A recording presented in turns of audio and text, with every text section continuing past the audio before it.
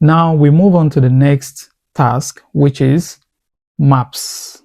Maps. So you'll be given different types of different maps, and then you want to compare what has happened from time to time. Okay. So let's look at this map. So this is a map of a school. So we could see the question which states that the maps illustrate the changes that took place in an area surrounding a school between 1990 and 2010. Summarize the information by selecting and reporting the main features and making comparisons where relevant. You don't want to write nothing less than 150 words.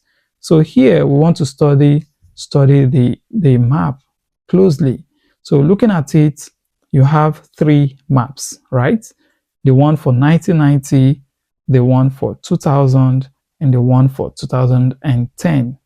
So if you look closely, you will find out that there are some changes in between from 1990 to 2010.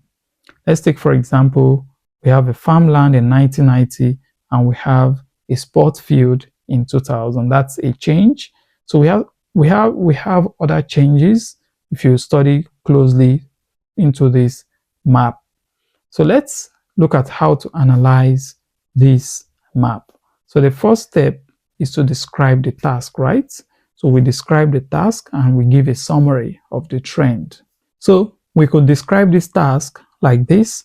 The three maps illustrate the notable changes that took place in an area surrounding a school over a 20-year period from 1990 to 2010, right?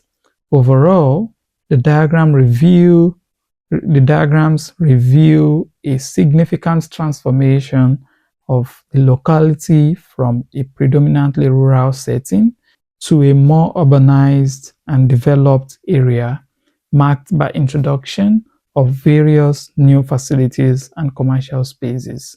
So here we have the changes from being rural area to becoming urbanized. So we have summarized this in our introductory paragraph. Remember, you can write based on what you see and what based on your language. It doesn't have to be exactly the way it is written here. Okay, so you can just be creative to write out a summary of what you see in the data. All right, but in summary, here we have the rural setting of the school changing to the urban level between 1990 and 2010. So we could put this down in our notes like this. Then we move on to the next paragraph where we want to write our comparison number one. So how do we write the comparison number one? We start with the beginning of the year, which is 1990. So you begin with 1990. What has happened in 1990? Or how does the school looks like in 1990?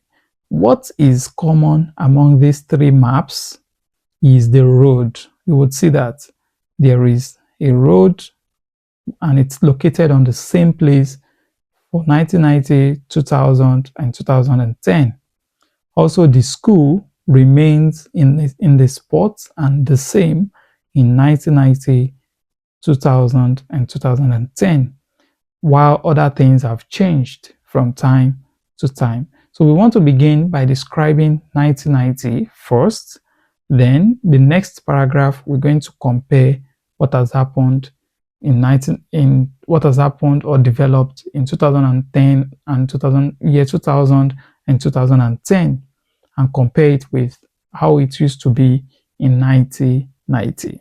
So in 1990, the school was situated on the right side of a road with a playground, right? So we could see the road on the right hand side with a playground located immediately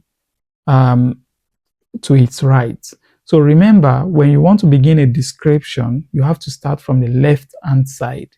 usually below from the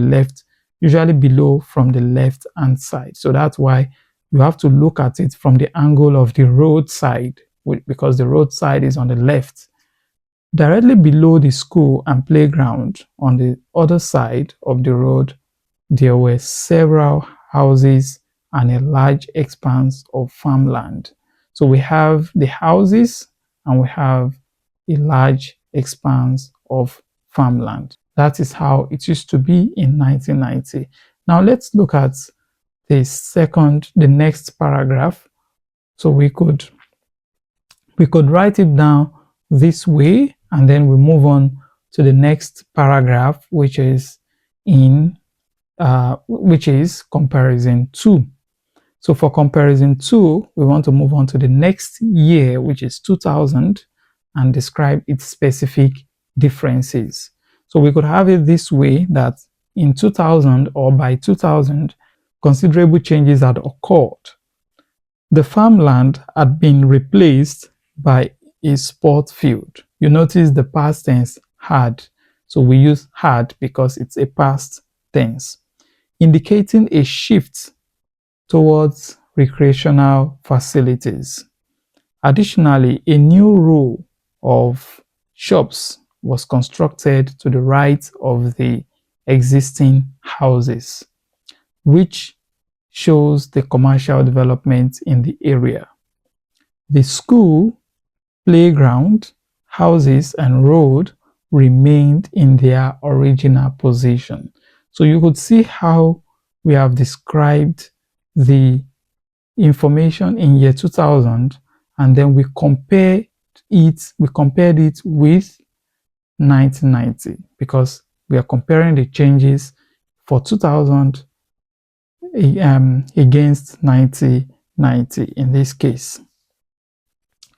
So we could put it down this way in our notes, and then we move on to the next paragraph.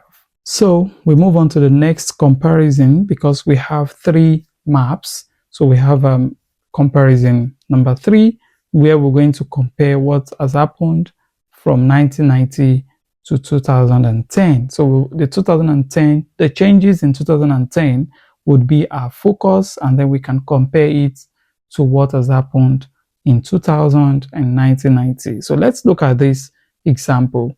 Year 2010 gave in for a new development. A significant change was the addition of car park, but built directly opposite the school. So we could see the car park directly opposite the school, right? Between the houses and the road. The shops which appeared in 2000 were still present, though seemingly relocated slightly to accommodate the new car park. Furthermore, a nursery school was constructed directly to the right of the playground, and the sports field remained in its place from 2000, below the nursery school and playground. So what I like about this comparison is that it makes use of prepositions to show location of whatever we are talking about. You could see statement like directly opposite. You could see between the houses. You could see relocated slightly. You could see directly to the right. You could see something like remained in its place and below the nursery. And so these are prepositional phrases that you will be required to use, or that you are expected to use in describing locations where things are. Okay, so you have to learn, or you have to take note of these prepositional phrases, because it would help you in your descriptions of locations. Okay, and then we can move that into we can move it down into the essay. So we can write it down in the essay. So that is the end of this task.